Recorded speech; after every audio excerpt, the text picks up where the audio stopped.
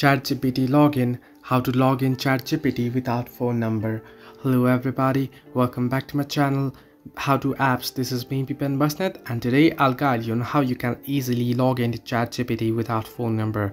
Now the process itself is quite simple and easy, so let me guide you through quick and easy with this video. First things first, you want to head into your browser and there you want to search in for ChatGPT. You can see the very first link, chat.openai.com. You want to simply tap on it, and once you do so, the page will load up. Now here you can see two different options, login and sign up. Now you want to log in without phone number, right? You want to simply tap on login option, and there it will take you to the login page. Now here what you want to do is you want to simply tap on continue with Google account option, and once you do so, here it will ask you for selecting a Google account. You want to simply select your Google account and it will log you in quickly without asking you for your phone number. Here you can see.